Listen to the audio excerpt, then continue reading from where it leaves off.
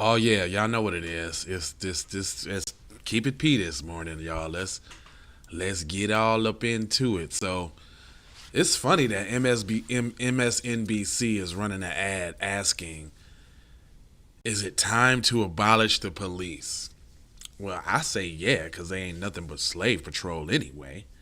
But I want to hear what they have to say. It so roll that beautiful bean footage. Let me take you back to November 2015, to Camden, New Jersey, a city of 70,000 people, where one evening a disturbed man brandished a knife at customers in a restaurant. He doesn't attack anyone, but he's clearly distressed. As he leaves the restaurant, a group of officers approach and order him to drop the knife. After getting no response, they do something extraordinary. The officers just walk with him for several minutes before eventually disarming and arresting him, all without causing serious injury. Uh-oh, what's getting stuck? Come on now, give it to me. Hold on. Now, how do you think that story would have played out in other cities, or even in Camden itself at a different point in time? Have a listen to Thompson, who was chief of Camden County Police at the time of the incident. There's not a shadow of a doubt in my mind that 6 months prior to that, we would have shot and killed that man. That was a watershed moment for our organization, and that was a moment in time that really signaled to me that the cops got it. You see, just 3 years before this incident, Camden was ranked the most dangerous city in America. Its murder rate was more than 18 times the national average. To make matters worse, it also led the state of New Jersey in excessive force complaints against police officers. Camden had reached a breaking point. Something had to give. So Camden officials did something pretty drastic. They abolished the police. Well, sort of. In 2013, they actually disbanded the entire Camden Police Department and replaced it with a county force led by Chief Thompson, who you just heard. His ethos, replacing violent policing with unity policing. We were coming off of what was statistically our most violent, deadliest year in the city. We had 67 murders in 2012. Every new recruit that came through the door, they were told, you will reflect more with and identify yourself more with being a member of the Peace Corps than you will be a Special Forces operator in the military. So they rebuilt the police department. Nah, you can't rebuild the slave patrol, fam. Their mission is to rustle and wrangle black people, you know, for the purposes of over-policing and sending a clear message to the black community. So now they finna attempt to tell you, no, we straight, we changed. We ain't really like that. We ain't trying to kill no black peoples. Yeah, right. Let me take you back to November. Hold on, why go back reform to the measures, but Memphis body camera mandates, their restrictions on the use of force, their de-escalation policies, none of those reforms were able to save Tyree Nichols' life. Ain't it so funny that they got all the smoke, if you know, for the killers of Tyree Nichols, and if the officers was white, none of this would be going on. They'd be doing their best attempt to try to cover it up. It says not only city to have success after the slave patrol, man, everybody would have success after abolishing the slave patrol. I think that's well known. But that, you know why? Hey, listen, let me tell y'all something, everybody. You want to know why the dominant society doesn't want to get rid of the police? It's because it's their enforcement. You can't enforce white supremacy without the enforcement arm of white supremacy, and you can't, you know, give it a loudspeaker without the media arm of white supremacy, which is the lamestream media. Like guys like this dude, he know damn well police need to get up out the box, but he ain't gonna say so. There's more. So the big question we have to ask, no matter how uncomfortable it makes us, no matter how radical it sounds, is it enough to call for police reform, or is it time to abolish the police, and not just going half at Camden, but all the way to fully reimagining what policing and the white officer involved is at home should look like? To help answer that question, they want to do all of this because the black dudes got caught. Debate. Joining me now, New York Times opinion writer Jenn, who's spoken in favor of strong police reform measures, but doesn't favor abolishing or defunding the entire police. Uh-oh, they always go get the boot-licking black person. Or is it hold on, there's two on this screen. Hold on real quick. I want y'all to be able to see. There's two of them on the screen right now. There's old girl and old girl right there. Hold on, let me hear the nonsense that they're gonna try to spew here real quick. And Syracuse professor Jenn Jackson, whose research includes black politics and policing. Jenn does advocate abolishing the police. Thank you both for joining me. Jenn, can I start with you? We have seen police departments across the country try to introduce reform efforts, community policing, body cameras, limiting the use of force, limiting bans on chokeholds, for example. But things like body cameras didn't save the lives of Tyre Nichols or George Floyd. Things like banning chokeholds didn't stop Eric Garner from dying in one. So what actually works in your view? What does meaningful reform actually look like? Well, thank you so much for the question. Sorry, that was to Jane. I know you've got similar names, but that was to Jane, not Jenn. I'm going to come to you in a second. Really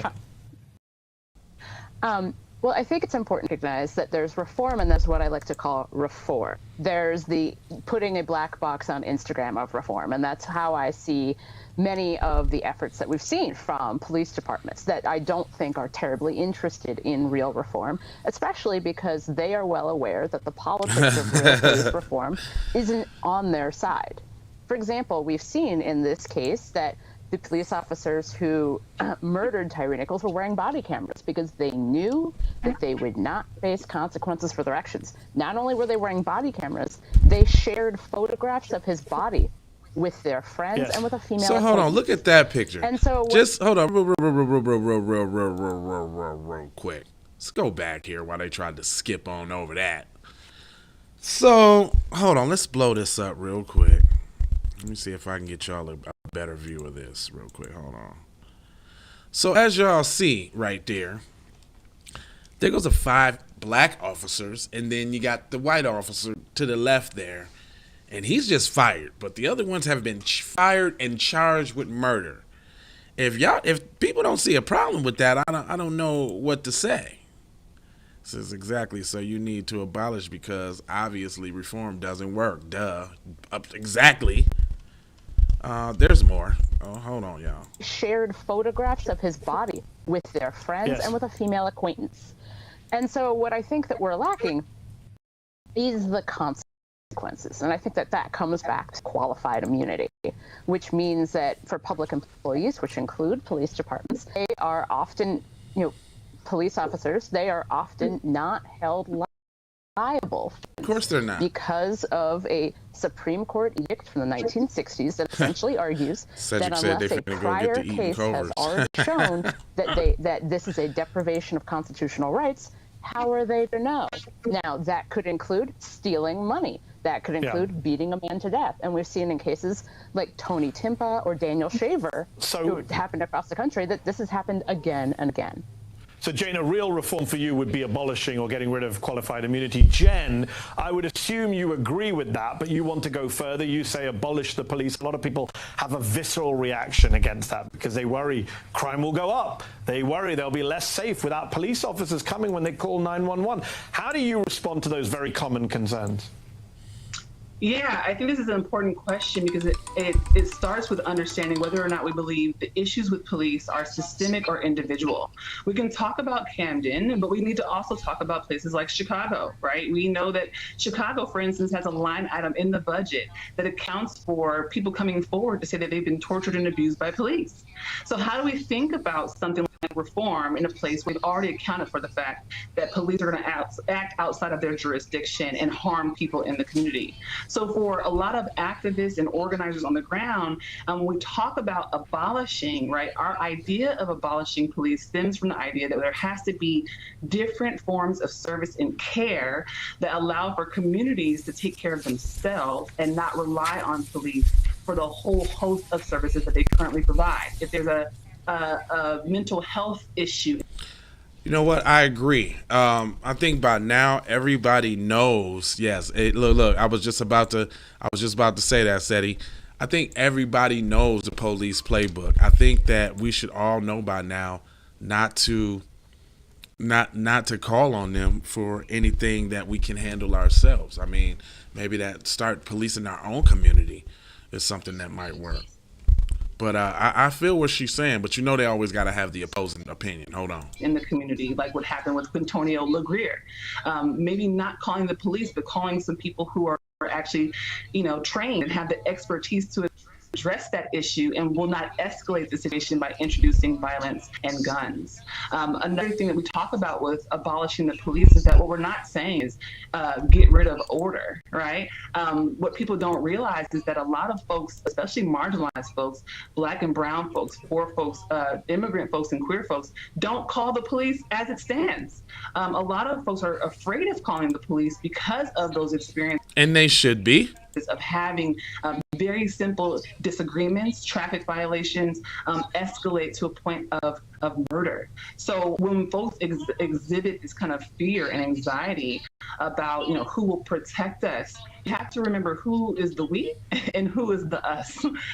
A lot of folks don't feel protected by police, and we need to extend our understanding of what police's responsibility is to our communities so that we can understand how to move forward as a citizenship. Jane, would you disagree with any of that? I think that I completely agree that there needs to be more available services, but here's what I keep coming back to. We have a simultaneous issue in many marginalized communities of simultaneous over-policing and under-policing. I've lived in a bunch of neighborhoods in DC, and there are a bunch of neighborhoods in DC in which I've lived in which if your car gets stolen and you call someone might come like a couple of weeks from now, but there's always a cop car sitting on your block, just there. See, this is another thing. If y'all really think about it, Cedric say, we always got to speak up for the whole gumbo pot. That's right. No, we don't. One thing I would say is police don't even actually solve crimes. They show up when the crap is over and take a report. Very rarely do they show up while the crime is in progress, as if they're really even doing anything. I don't know. What you say, Seti? Seti been rocking with me. He said, we just keep focus on black people for once. Yeah, it's always black and brown. You already know what that tactic mean and what type of time they on with that. I'm sick of the black and brown stuff. It's almost over though, y'all. Not really doing anything. And we've seen as the murder rate has gone up in certain areas, a murder rate that is impacting communities, including trans women of color. There was a woman who was murdered in the neighborhood I used to live in who I knew pretty well. And I just keep thinking about the fact that I know there was a police car likely 2 blocks away from where this woman was murdered. And so we see in so many communities that we saw in Ferguson that the community was basically used as a wallet for the police department, but that seemed to have very little impact on how crime was being prevented. I think that some people think that police are there to prevent crime, and some people think police are there to act as a deterrent to crime. That's what I think. Going back to your Camden story, one of the other things that Camden police did was massively increase surveillance. Dude, I'm like, they don't even do that. They don't do anything of the sort. And then they give them all of these exorbitant amount of powers to kill people. That ain't cool. There's a little bit more. Massively increase the use of CCTV and and just general surveillance of that community, which is deterrence. It is not prevention. It is not getting to know people in your community. It's not the kind of beat cop that you idealize. It is observing a community as you might if you were going into a foreign country. And I think that comes back to the militarization of police. But I also think that when I talk to my neighbors where I was living in Trinidad, DC, or when I talk to folks across the country, they want the police to come when they are called. They want the police to be people that they recognize. They want the police to do what they're supposed to do, which is to prevent crime or to respond to crime. They do not want to feel as if when they call the police, they themselves are being policed, as if, Why were you here? What's going on? Why do we need that's to do exactly anything? what happened. But to just pick on your point, Jane, they do still want to call the police, where Jenn is suggesting there are some communities who don't want to call the police. And it's really, sorry to make it so simple and blunt, this is what it comes down to for a lot of people who aren't following the intricacy of the policy debate. When you say the words, Jenn, abolish the police or defund the police, that is the first visceral response, which is, well, who would I call if I'm in trouble? Even though, as we know, most beat cops don't actually solve crimes in the midst of a crime. So, Jenn, to kind of repeat my question to you earlier, how do you deal with that? Somebody comes to you and says, we can't get rid of the police. I need to be able to call 911. How do you... I agree with you, there shouldn't be all these traffic stops. I agree with you, we need more mental health workers. But we still need a police force to get those murderers and rapists. What do you say to them, Jenn? First of all, we know who most of the murderers and rapists are. So, maybe if y'all community got on y'all people, I'm saying we wouldn't have to worry about the overflow of your community against the rest of the world, creating all type of havoc. How about that? And said to recognize them, they have to live in your community. Exactly, of course. They always, just like B1, Dr. Muhammad, just like the LAPD, they wouldn't recruited dudes from the South who already had anti-black sentiment to be on their police force. So it's the same thing. And excuse me, y'all. I was my baby is doing a audition for an Oreo commercial this morning. So I was kind of being proud dad and watching and being there while she's doing it online. I'm right here, baby. See, she want to make sure her dad there so she can do a good job.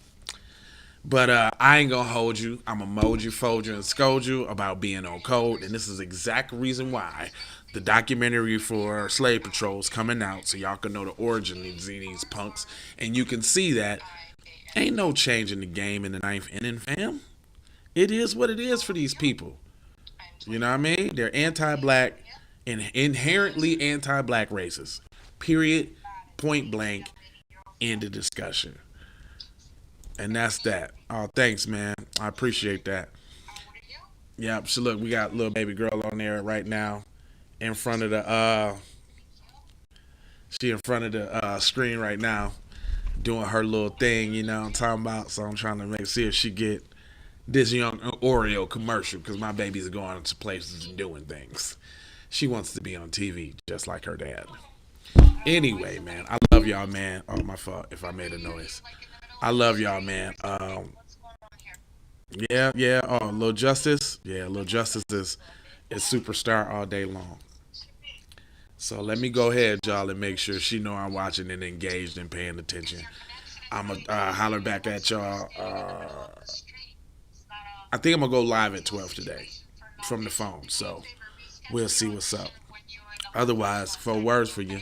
Love, peace, blessings, and aloha. I'm out the Doha for show how. You already know how. Take these commercials before I go high. Yeasters. This is Kendra Blackwood for Hot Lava Music TV. First off, let's get this straight. I only want a boss. And I like to see a boss and boss shit. Where can you get boss shit, you ask? Well, dig this player. Boss 3 Anti Clothing got that drip for you and your missus. Now first, go follow at Boss 3 Anti Clothing on IG to see more real boss shit. And second, please log on to boss3anticlothing.com. That's boss3anticlothing.com. We need to go out here and say exactly what we want. And we got to say it with our chest. And we kind of start pussyfooting around, and we got to stop being scared to say exactly what we want, what we need.